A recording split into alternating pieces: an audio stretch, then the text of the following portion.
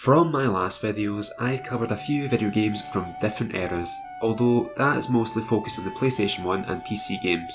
However, I've yet to really discuss the big boy, the PlayStation 2. The PlayStation 2 is still the holder of the title for the best-selling video game console of all time, and for good reason. There were plenty of games on the system. Final Fantasy X, Kingdom Hearts, Ratchet & Clank, Sly Cooper. I genuinely feel my heartbeat rise whenever I think about just how amazing the PlayStation 2 era was. It was a stupendous era, filled with so many titles to distract 10-year-old me from doing his maths homework. However, how could I possibly talk about the PlayStation 2 era and not discuss Jak and Daxter? Arguably one of the most popular games on the system, made by the divine Naughty Dog. Naughty Dog are well known for a few of their series, such as the original Crash Bandicoot trilogy and The Last of Us. However, between these slices of good nutritious bread is a vital filling that makes up this Naughty Dog sandwich, and that's the Jak and Daxter series.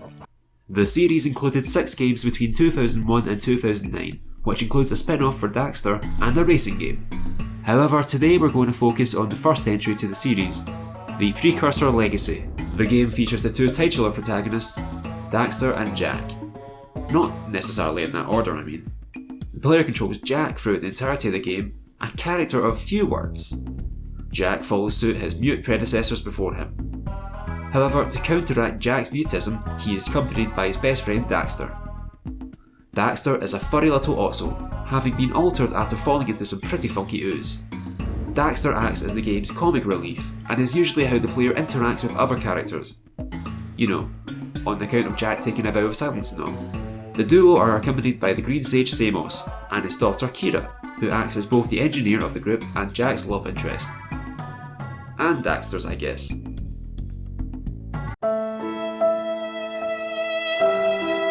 Obviously, since Daxter has now become his own persona, and nobody wants that, the gang heads out into the world, seeking out the sage Joelaudio to restore Daxter back to his dopey human form. Along the way, there's a number of collectibles that the player can snag.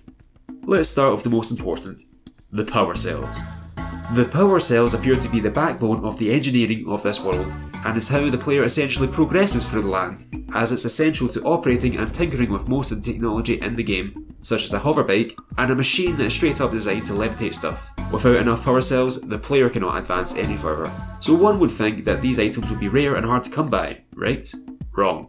In the world of Jak and Daxter, everyone seems to have some sort of power cell, and apparently it's just appropriate enough to reward to some scruffy kid and his furry companion. Everyone has one to pawn off, which makes me wonder if these are really as worth as much as you'd think. In fact, the player can pretty much just find them lying around, although normally this involves performing a task for one of the locals. These can range in variety from herding animals to fishing. However, there is one more prominent method of attaining power cells. Give us some money! As a gift! We want a gift! But only if it's money! Pretty much everyone is eager to part from their power cells after being flush with cash. Which brings us to our other prominent collectible, Precursor Orbs. These little orbs appear to be the main currency in the game, and everyone is after a little piece of that action. Even this big guy's after some.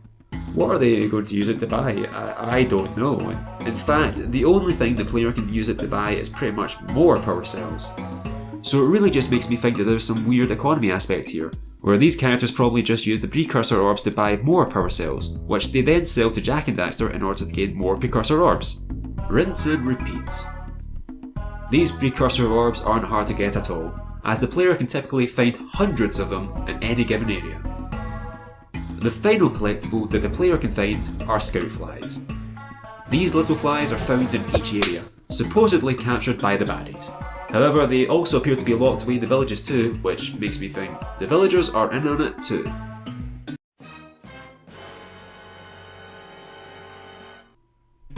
These metal crates are tough to break, so we'll need to try and be careful.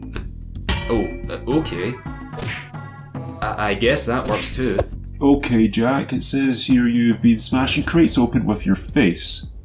Now, as your doctor, I'm going to have to advise you to stop that. Like, immediately. In every area, the player can find 7 of these flies, and upon breaking some more facial bones, the player is rewarded with another power cell.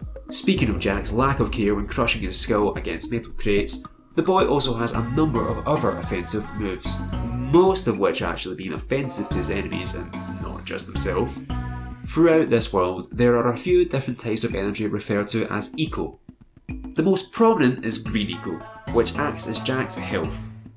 Jak can take up to a maximum of 4 hits, marked by 3 icons and as long as he collects an additional 50.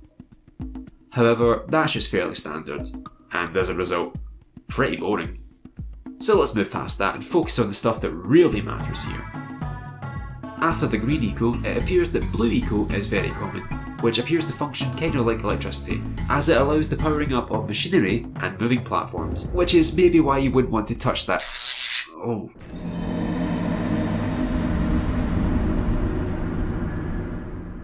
Never mind. Let's get some green eco shoved down you. Unlike electricity, blue eco is actually not dangerous to touch. In fact, it helps Jak move faster. It also allows him to make use of jump pads. Machinery and doors typically open as Jak runs into them and orbs are drawn right to him. Red eco is another power up that Jak has that basically beefs the boy up like he's on steroids and allows him to batter enemies quicker. Following red eco on the fighting side is yellow eco. Yellow eco powers up Jak to be able to throw projectiles at enemies. In fact, the player can even go first-person shooter mode to help shoot his enemies. However, eco is not always a beneficial asset to Jak. In fact, there exists harmful eco known as dark eco. Dark eco exists as a danger to Jak, if not already evidenced by the opening where Daxter gets turned into a not-so. I wonder what Jak will turn into. Oh, nothing I guess. Literally. That's a little disappointing, I guess. Would have thought the dark eco would have at least had some sort of effect on Jak, but I guess not, huh?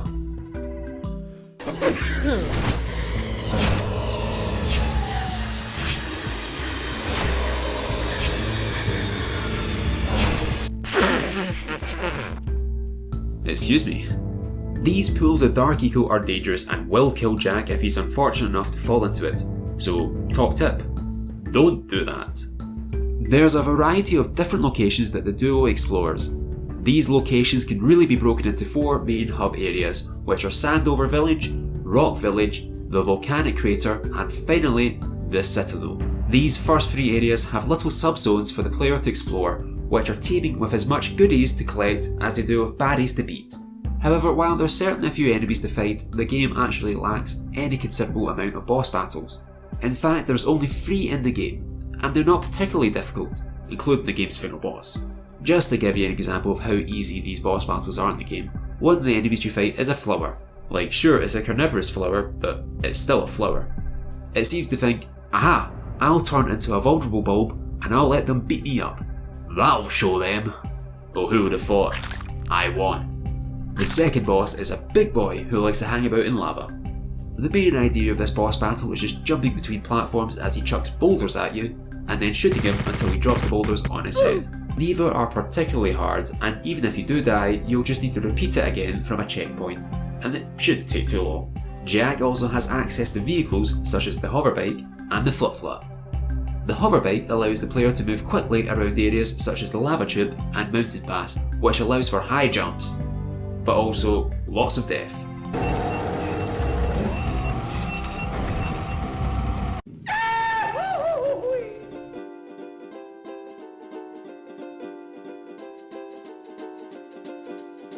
The flip-flop is a bird that Jak and Daxter find on their travels.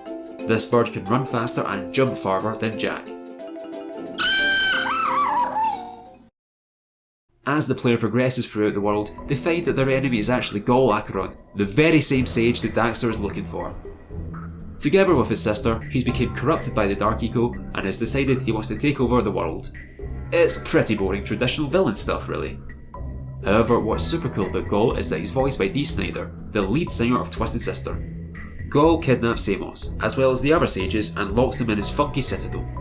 I really feel for the contractor that had to design this place.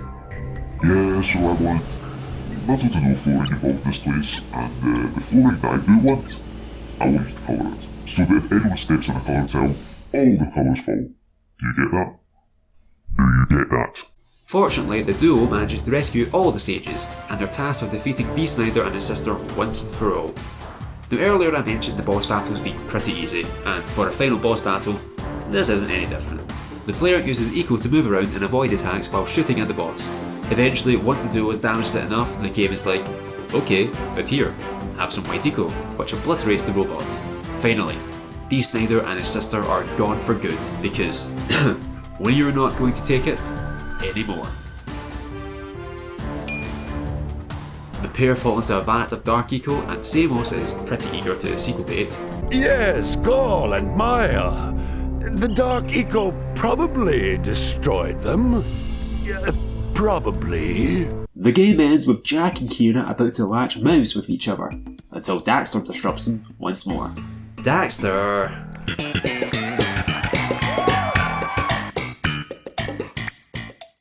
Of course, earlier we mentioned the power cells. In the game, there is 101 power cells to collect, but realistically, the player only needs 72 of them to complete the game.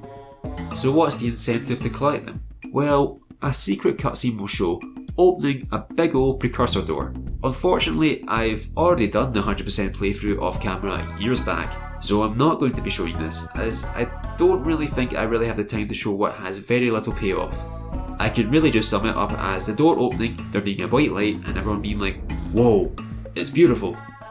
It honestly doesn't really deserve the effort of collecting all these power cells again, so unfortunately I'm not going to be delving through that again. But trust me, it's just a minute long and that's it. And with that, Jak and Daxter's journey is complete. But where can the series go after this? Well, my friends, that is a question for another day.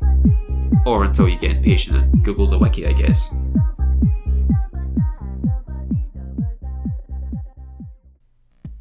Thanks for watching this latest Noir Reservoir video. Just a reminder, if you want to see more content, then make sure you subscribe. That's the best way to keep in touch. You can also follow me on the old Twitter mobile, where I'll be pretty active. You can find a link to my Twitter in the description below. But until next time, friends, see ya!